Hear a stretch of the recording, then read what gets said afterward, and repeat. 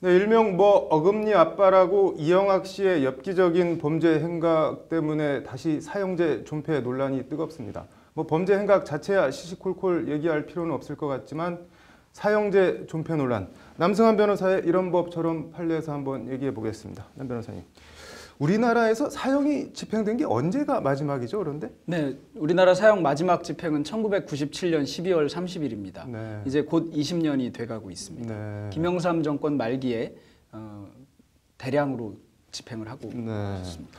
그럼 뭐 그 이후로 20년간 사형이 집행되지 않았다는 건데 그 용어로 뭐 실질적인 사형제 폐지국 이런 말을 쓰는 것 같던데 이건 뭐 국제적으로 통용되는 기준 같은 게 있나요? 네, 국제 단체나 국제 네. 기구들에서는 사형 제도를 10년간 집행하지 않으면 사형을 10년간 집행하지 네. 않으면 실질적 사형 폐지 국가, 사실상 사형 폐지 국가 등으로 분류합니다. 네. 그러니까 우리나라는 2007년 12월 30일을 기준으로 세계 기구 등에서 또는 뭐 여러 단체 등에서 실질적 사형 폐지 국가의 지위를 부여받았고 그렇게 네. 사형이 폐지된 국가로 분류되고 있습니다. 네. 뭐 사형 구형이야 검찰이 하고 선고는 법원이 하는데 사형을 실제로 집행할 때는 뭐 주체나 이런 과정 경과 이런 건 어떻게 되나요? 사형의 집행은 법무부 장관의 명령으로 집행하도록 하고 있습니다. 네. 형법과 형사소송법에 의하면 법무부 장관의 명령으로 교도소에서 교수하여 집행하도록 하고 있습니다. 그럼 그동안은 20년 동안 이제 법무부 장관의 명령이 없었다는 거네요. 그렇습니다. 그러면 집행이 되진 않았지만 20년 동안 사형이 선고된 것도 없었나요, 그동안? 그동안 사형이 꽤 선고됐습니다. 네. 뭐 잘 이제 기억이 좀 희미해지기는 했지만 유영철 사건 같은 경우에도 사형이 선고된 바 있고요. 그 네. 뒤로도 사형이 꾸준히 선고돼서 현재 사형 선고되고 확정된 최고수 또는 사형수가 61명 정도 남아 있습니다. 아, 지금 사형을 선고받은 사람이 61명이라는 그렇습니다. 말씀이에요. 최고수라는 거는 무슨 뜻인가요? 뭐 사형수의 인권을 얘기하느라고 사형수라는 표현보다는 최고형을 선고받고 복역하고 있는 사람 이런 의미에서 최고수라는 표현을 사용하는 것이 어떠냐 이런 견해들이 있습니다. 네.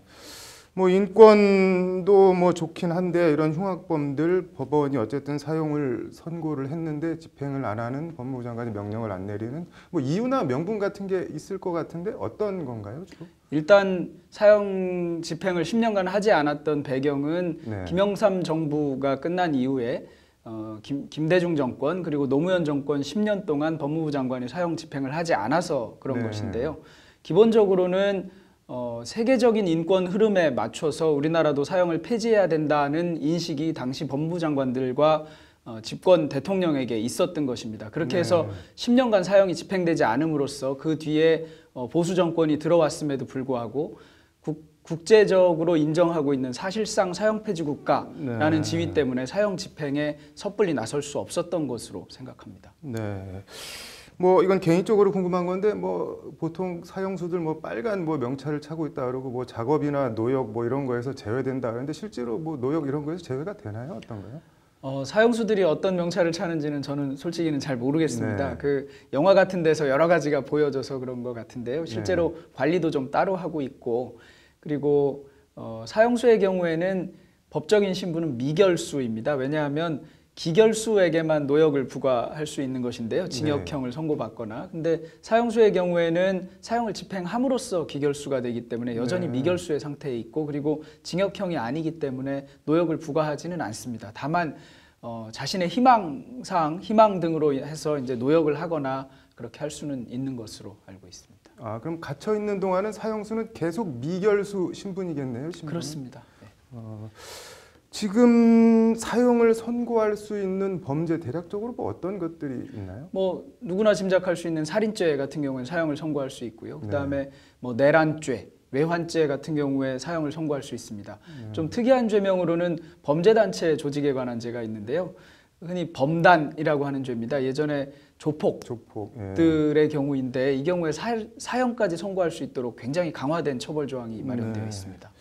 그럼 뭐 이영학 뭐 어금니 아빠라는 사람도 혐의만 놓고 보면은 사형이 지금 선고가 가능한 상태인가요? 어떤가요? 예, 법정형으로 충분히 사형이 가능한 살인죄를 범한 것에 해당하고요. 네. 다만 과거에 최근에 사형이 선고됐던 뭐 유영철 사건이나 이런 것에 비하면 지금 국민 여론이 느끼는 그 비행위에 비해서 범죄 행위에 비해서는 조금 가벼운 느낌이 있습니다. 가볍다는 표현이 아주 적절하지 않습니다만 그래서 과연 사형이 선고될 것인지는 좀 지켜봐야 될 것 같습니다. 다만 법정 형상으로 또는 뭐 처단형을 어떻게 결정하는가에 따라서 얼마든지 사형 선고는 가능한 경우로 보입니다. 네.